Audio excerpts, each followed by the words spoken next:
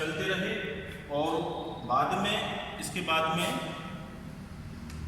जो क्षतिग्रस्त व्यक्ति था उसने प्रतिकर लेना स्वीकार कर दिया कि वो यदि कोई व्यक्ति अपराध का शिकार होता था तो वो प्रतिद्वंदी से प्रतिकर स्वीकार करने लगा।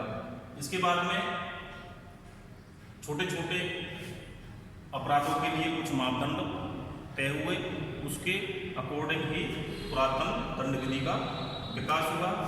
और भारत में जो दंड विधि की स्थिति है वो थोड़ी अलग थी। तो भारत में दंड विधि के बारे में अपन मनु के समय से अपन इसका कार्यकाल देखते हैं। तो मनु ने अपनी मनुस्मृति में अपराधों के भिन्न भिन्न प्रकार बताए थे, जिसमें कि है चोरी, लूट, डकैती और व्यपहरण, अपहरण, बलात्संग, मानहानि, कई तरह के अपराधों का वर्णन किया। और मनु ने यह बताया कि जो न्याय का कार्य था वो राजा स्वयं अपने हाथ में लेता था, और यदि राजा को किसी तरह का कोई व्यस्तता होती तो राजा एक न्यायाधीश नियुक्त करता था, तो वो न्यायाधीश न्याय से संबंधित मामलों का निपटारा करता था। और राजा अपनी प्रजा को सुरक्षा देता था या उसकी संपत्ति की रक्षा करता था, तो उसके बदले में प्रजा उसको स्वामी भक्ति या राजस्व प्रदान करती थी, जो कि राजा के राजकीय खजाने में जमा होता था। उसमें से प्रतिकर के रूप में क्षतिग्रस्त व्यक्ति को किसी प्रकार की कोई राशि नहीं दी जाती थी। तो इसके बाद में अपन चर्चा करेंगे कि आधुनिक दंड विधि का विकास, भारत में आधुनिक दंड विधि का विकास। तो development of modern criminal law in India. तो सबसे पहले आधुनिक दंड विधि का जो विकास हुआ था उसमें अपन इसका थोड़ा सा इतिहास अपन जानने की कोशिश करेंगे, जिसमें क्या होता है कि सबसे पहले भारत जो महाद्वीप था उसकी खोज वास्को डी गामा ने की थी। उसके बाद में भारत का खोज, भारत के बारे में पता लगा तो सबसे पहले पुर्तगाल भारत आए थे व्यापार करने के उद्देश्य से। उसके बाद में डच लोग व्यापार करने के उद्देश्य से भारत आए थे। उसके बाद में अंग्रेज लोग भारत आए थे, तो अंग्रेजों ने भी भारत में कई सालों तक शासन किया, राज्य किया, शासन व्यवस्था को संचालित किया और व्यापार भी किया। तो सबसे पहले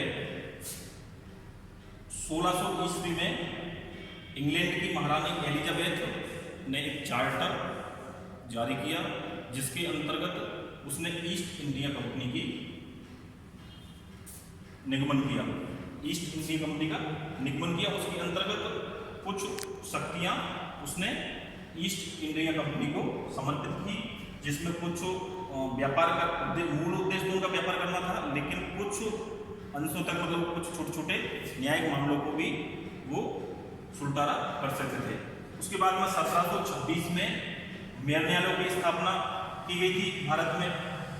उसके बाद में 1772 में वारेन हेस्टिंग्स ने प्रत्येक जिले में एक फौजदारी अदालत की स्थापना की थी। और उसके बाद में 1773 में रेगुलेटिंग एक्ट के अंतर्गत गवर्नर जनरल की नियुक्ति की गई थी, और उस गवर्नर जनरल की सहायता के लिए एक 4 काउंसलरों की नियुक्ति की गई थी। और सबसे बड़ी जो चीज रेगुलेटिंग एक्ट में थी वो सबसे पहले भारत में सुप्रीम कोर्ट की स्थापना बंगाल में फोर्ट विलियम में की गई थी। उसके बाद में 1833 में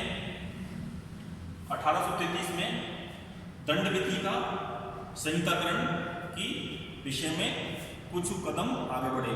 सबसे पहले हाउस ऑफ लॉर्ड्स, ब्रिटेन की हाउस ऑफ लॉर्ड्स में जो लॉर्ड मैकाले साहब थे उन्होंने एक प्रस्ताव रखा था कि भारत में जो दांडिक विधि है उसकी स्थिति बहुत दयनीय है, और वहाँ किसी प्रकार की कोई समानता, एकरूपता नाम की कोई चीज अस्तित्व में नहीं है।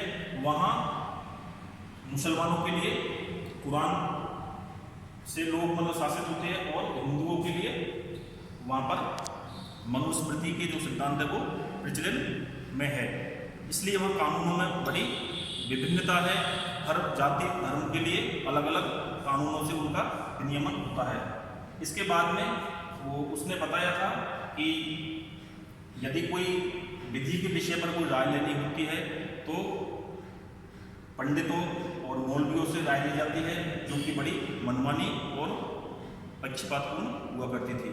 तो इन तमाम इतिहास को देखते हुए अपन यह निष्कर्ष कह सकते हैं कि जो एक जूरिस्ट थे सर हेनरी मैन, तो उसने अपनी पुस्तक में बताया था दंड विधि के इतिहास के बारे में कि आदिम समुदाय की दंड विधि आपराधिक विधि नहीं होकर के एक दीवानी विधि जैसी लगती है, क्योंकि उस समय जितने भी मतलब दंड विधि के कोई प्रॉपर ना कोई सिद्धांत थे, ना कोई मतलब उसमें किसी तरह कोई एकरूपता थी।